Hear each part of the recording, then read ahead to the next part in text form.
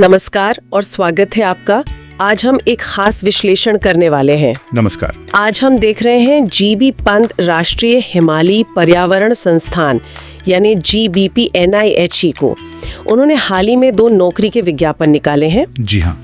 एक विज्ञापन तो उनके अल्मोड़ा मुख्यालय के लिए है, कोसी कतारमल वाला, और दूसरा हिमाचल में जो उनका क्षेत्रीय केंद्र है मोहल कुल्लू में, उसके लिए। बिल्कुल, 2 विज्ञापन है। अल्मोड़ा वाले की आखिरी तारीख है 26 सितंबर 2025 और कुल्लू वाले की 30 सितंबर 2025। और मुझे लगता है ये सिर्फ नौकरी के विज्ञापन नहीं है, इनसे हमें ये पता चलता है कि हिमालय जैसे अहम क्षेत्र में आखिर चल क्या रहा है, किस तरह का शोध हो रहा है। सही कहा आपने। ये पद तो खैर अस्थायी हैं, मतलब प्रोजेक्ट आधारित हैं सारे, लेकिन इनसे ये अंदाजा जरूर लगता है कि संस्थान किन मुद्दों पर फोकस कर रहा है। तो आज हम इन्हीं विज्ञापनों को थोड़ा गहराई से देखेंगे, ये समझने की कोशिश करेंगे कि हिमालयी पर्यावरण से जुड़े किन सवालों पर काम हो रहा है और इसके लिए किस तरह की योग्यता, किस तरह के कौशल की जरूरत पड़ रही है। जी, तो अगर हम दोनों विज्ञापनों को साथ में देखें तो करीब दर्जन भर अलग अलग भूमिकाएं हैं। हाँ, काफी हैं। तो मुख्य विषय क्या उभर कर आ रहे हैं इन सब में, मतलब किन बड़े एरियाज में काम हो रहा है? देखिए, मोटे तौर पे कुछ खास चीजें दिखती हैं। सबसे बड़ा फोकस तो है जैव विविधता संरक्षण पर, मतलब हिमालय के पेड़ पौधे, जीव जंतु, उनको समझना, उनको बचाना और उनका सस्टेनेबल उपयोग कैसे हो। बायोडाइवर्सिटी, ये तो हमेशा से महत्वपूर्ण रहा है हिमालय के लिए। बिल्कुल, और इसी से जुड़ा है जलवायु परिवर्तन का असर, खास तौर पर पौधों की जैव विविधता पर क्या असर पड़ रहा है, इसका अध्ययन। अच्छा। फिर कुल्लू वाले विज्ञापन में पानी की सुरक्षा, मतलब वाटर सिक्योरिटी, और जमीन की बदलती स्थितियों, लैंड डायनेमिक्स, इस पर भी जोर है। हाँ, ये आजकल काफी सुनने में आ रहा है, लैंड सब्सिडेंस वगैरह। जी, और एक अलग से परियोजना औषधीय पौधों पर भी है, उनकी खेती, उनका मैनेजमेंट, वैल्यू एडिशन। औषधीय पौधे, मेडिसिनल प्लांट्स, ये भी हिमालय की खासियत है। हाँ, और जो सबसे दिलचस्प बात मुझे लगी वो ये कि कई प्रोजेक्ट्स में कम्युनिटी पार्टिसिपेशन यानी सामुदायिक भागीदारी का जिक्र है, और तो और AIML और ब्लॉकचेन जैसी नई टेक्नोलॉजी का भी इस्तेमाल करने की बात हो रही है। अरे वाह, ब्लॉकचेन पर्यावरण के काम में, ये तो काफी नई बात लग रही है। इस पर तो हम जरूर बात करेंगे। हाँ बिल्कुल। लेकिन पहले जो पारंपरिक या कोर इकोलॉजी रिसर्च है, जैसे जैव विविधता, जलवायु परिवर्तन, पानी, इन क्षेत्रों में किस तरह के लोग चाहिए, क्या स्किल्स मांगे जा रहे हैं? हाँ, तो इन कोर एरियाज में खासकर जैसे अल्मोड़ा में एक बड़ी परियोजना है जैव विविधता संरक्षण पर, और कुल्लू में भी भूमि गतिशीलता और जल सुरक्षा वाली है। कुमाऊं, उत्तराखंड की सबसे तेजी से उभरती रोजगार समाचार सेवा में आपका स्वागत है। सभी तरह की प्राइवेट और गवर्नमेंट जॉब्स के अपडेट्स पाने के लिए हमें सब्सक्राइब करें और हमारी वेबसाइट rojgarforyou.com पर विजिट करते रहें। हम सभी प्रमुख सोशल मीडिया प्लेटफॉर्म्स पर उपलब्ध हैं। इनमें अलग अलग लेवल पर लोग चाहिए। सबसे ऊपर हैं रिसर्च एसोसिएट यानी RA1, इनके लिए तो संबंधित विषय में PhD चाहिए। अच्छा, PhD लेवल। जी, और इनका काम ज्यादातर एनालिसिस, कोऑर्डिनेशन और रणनीति बनाने का होता है। अनुभव भी चाहिए होता है, जैसे biodiversity assessment, climate change impact analysis, ecosystem services का मूल्यांकन, GIS, रिमोट सेंसिंग वगैरह में।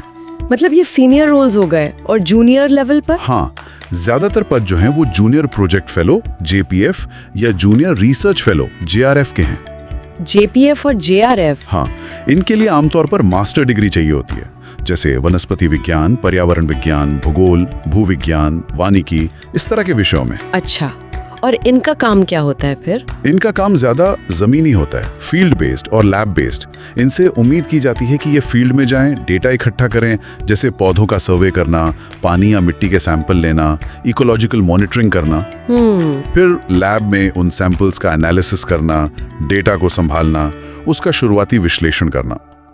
कई JPF रूल्स में पौधों के संरक्षण के लिए इन सिटू और एक्स सिटू काम भी शामिल हैं। इन सिटू मतलब उनके प्राकृतिक वास में, और एक्स सिटू मतलब बाहर, जैसे नर्सरी वगैरह में। हाँ बिल्कुल, जैसे नर्सरी बनाना, संरक्षण स्थल पर काम करना। और क्या सिर्फ डिग्री काफी है इन JPF या RAF रोल्स के लिए, या कुछ खास स्किल्स भी मेंशन किए गए हैं? नहीं, डिग्री के अलावा प्रैक्टिकल स्किल्स बहुत जरूरी हैं। लगभग हर फील्ड वाले रोल में ये साफ साफ लिखा है कि उम्मीदवार फिजिकली फिट होना चाहिए। हाँ, ये तो जरूरी है हिमालय में। और उसे हिमालय के दुर्गम, दूर दराज के इलाकों में काम करने की इच्छा होनी चाहिए। ये कोई आसान काम नहीं है, जाहिर है। बिल्कुल। इसके अलावा डेटा कलेक्शन और मैनेजमेंट का अनुभव, और अच्छा लिखने और बात करने का हुनर।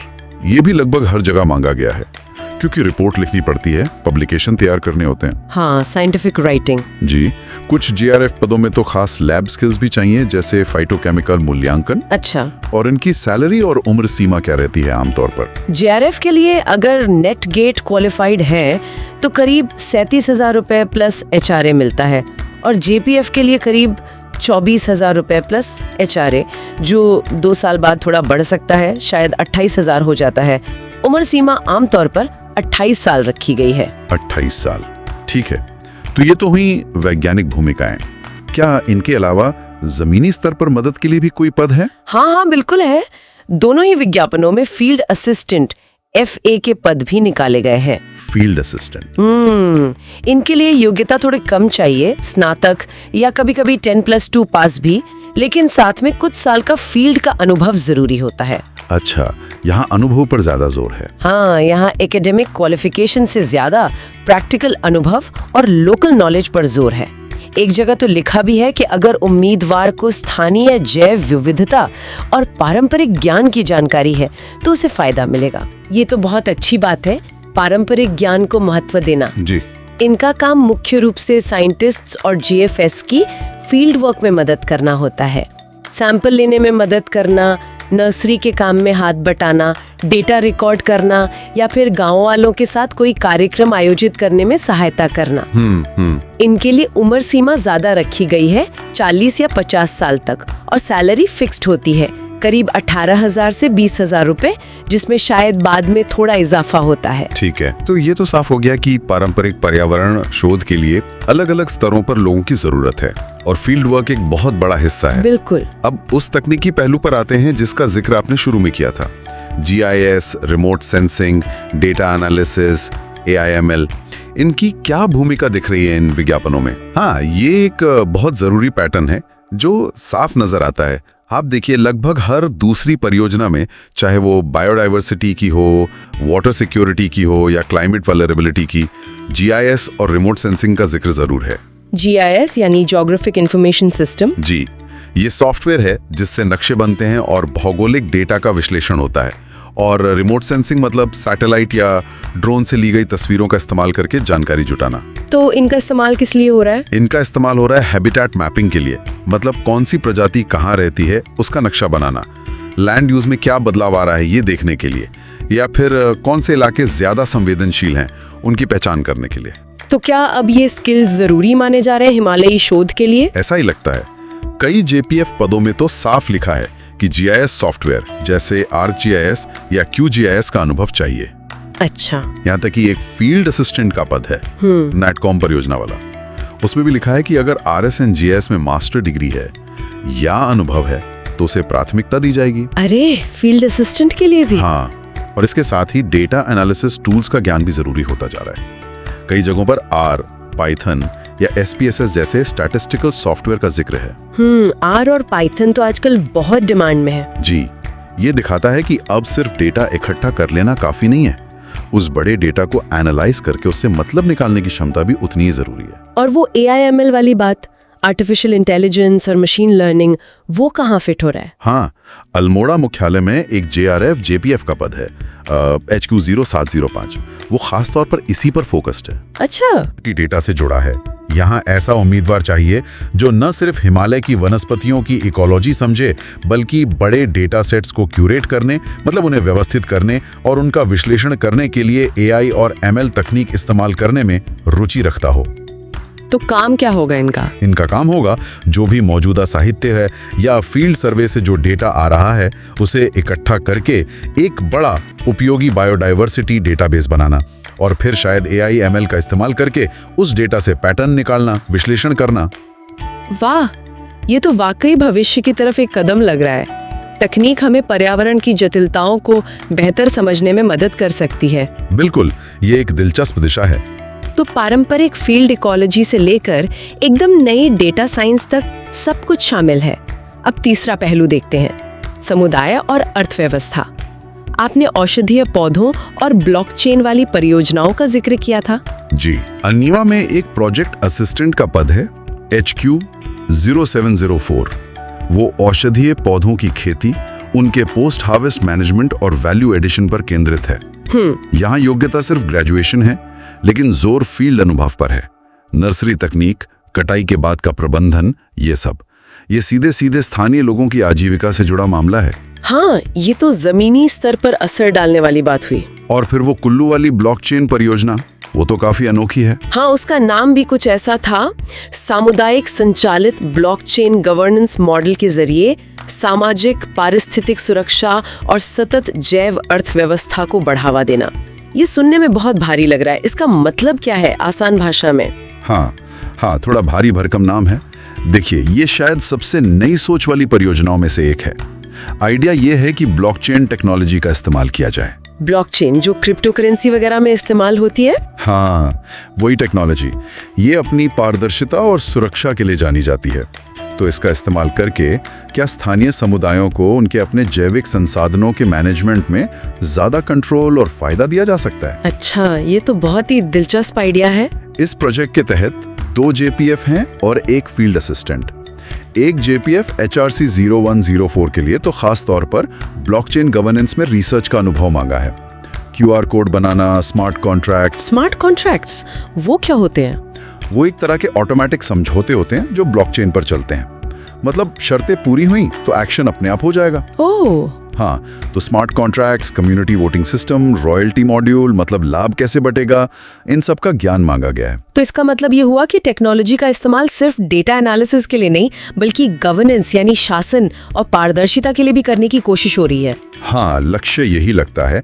इस JPF से उम्मीद की गई है कि वो गांव समुदाय के साथ काम करे, फील्ड सर्वे करे, सामाजिक सर्वे करे और डेटा एनालिसिस के लिए स्टैटिस्टिकल सॉफ्टवेयर के साथ साथ ब्लॉकचेन से जुड़े तकनीकी काम भी करें।